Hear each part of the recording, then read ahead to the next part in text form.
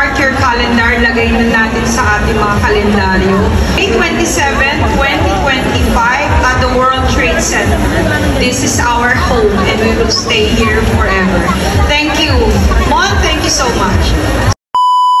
Hello everyone and hello mga saswang! Welcome back again to my channel! So for today's vlog, halika at samahan nyo kami ni Jowa na pumunta sa AirAsia sa World Trade Center. So bali from Alabang ay sumakay lang kami ng bus papuntang Casimiro. Bali dito kasi kami sa Casimiro magkikita nitong aking kaklase. Kaya naman ay sasabay na lang kami ni Jowa sa kanya. Bali last March nga pala ay sumakay na rin kami dito at kasama ko na rin ito si Ate Isay na aking kaklase. So bali kung hindi ako nagkakamali, around 11 AM na rin kami nakarating dito. Kaya naman ay dumiretso na kami sa entrance para bumili ng ticket para makapasok. At buti na lang talaga ay medyo maluwag pa rito kaya wala pang masyadong pila at wala pang masyadong maraming tao. Bali pagpasok mo dito sa may entrance ay nandito na at nagrarampahan na yung mga creation ng mga ginawa ng mga isa sa mga brand ambassador ng Bremud. Bali ang isa sa brand ambassador nitong Bremud ay si Mama Lian. Bali sa pangalawang entrance pala ay nagulat ako may dalawang rumarampa na akla na hindi naman kagandahan. Bali bago ko pala silang mga kaibigan na magaling na hairdresser din from Bulacan. Bali dito pala sa booth ng L'Oreal ay bumili ako ng isang set ng hair rebanding dahil gagamitin ko to sa buhok ng aking customer next week. Bali request din kasi ng client ko itong L'Oreal na to since nandito naman na kami kaya naman ay isinabay ko na. Tapos ito na rin pala yung booth ng Bremud Performance and dito sa kanyang side naman ay nandito ang Well Hair. Tapos super titig talaga ako sa mga hair color ng mga model nila dito. Kasi naman ay feeling ko that time ay para akong isang judge. So bali dito naman tayo ngayon sa booth ng Alpha 8 Corporation na kilala at sikat sa hair treatment nila which is the Sistine Straight. Since nandito na rin kami at nakapromo naman sila at may mga freebies pa silang pinamimigay kaya naman ay bumili na rin ako ng mga ibang gamot na kailangan ko para sa aking studio. Para na rin sa darating na December ay hindi na ako masyado makikipagsabayan sa pagbilihan ng mga gamot kasi for sure magtataas ito. So bali ito naman ngayon yung booth ng Ashley Shine Bio Organic na isa rin sa mga magagandang brand ng mga hair color. Tapos dito naman tayo ngayon sa booth ng Keraban Ultra Ionic. Bali itong Keraban Ultra Ionic na ito ang una kong nakilalang brand na nagpapaseminar that time. Bali sa pagkakaalam ko ay si Ma'am Ara ang may-ari nito. Bali dito naman tayo ngayon sa booth naman ng Velutano or NNN Pro na pagmamay-ari ng tatlong magagandang magkakapatid na Rodriguez sister. So bali bumili na rin pala ako ng ilang pirasong pang bleaching powder nila dito. Subukon na rin kasi itong brand na to at magdadalawang taon ko na itong ginagamit. Never pa kasi ako napahiya dito sa mga client ko sa brand na ito. And after namin bumili ng ibang salon products ay kumain muna kami dito sa labas ni Ate Isay kasama yung kanyang isang hairdresser. And kasama ko na rin pala dito ngayon yung dalawang akla na not so very beautiful kanina na tiga Bulacan na si Ate Shasha at si Ellie. And after namin kumain ay pumasok na kami sa loob at para panoorin namin yung ibang nagpe-perform. Kasi isa sa target namin kung bakit kami pumunta rito ay para bumili ng mga ibang salon products ay para manood na rin at para makakuha kami ng idea sa aming gagawin na atake sa susunod na taon. And I'm happy and I'm proud to say na yes po ay sasali na po talaga ang inyong Seswang Ruel sa susunod na competition. Pero ang target ko talaga ay sa March sumali kasi naman ay hindi pa masyadong busy kami noon. Pero alam nyo ba habang nagtitake ako ng video at habang pinapanood ko sila ay na-imagine ko na isa na rin ako sa nagugupit at nagpe-perform sa harapan. So bali nandito pala kami sa harapan ngayon at nanonood at kasama ko pala si Nanay Leia. So bali lalong tumakbo ang aking imahinasyon nung nagpo-perform na sa aking dream main stage yung mga isa sa mga sinusubaybayan kong hairdresser at magagaling na mga brand ambassador. Sabi ko tuloy sa sarili ko ano kaya yung pakiramdam na pinapanood ka ng maraming tao at mga sikat na hairdresser dito sa big stage na ito. Lalo na siguro kung maging katulad ko sila balang araw na isang brand ambassador.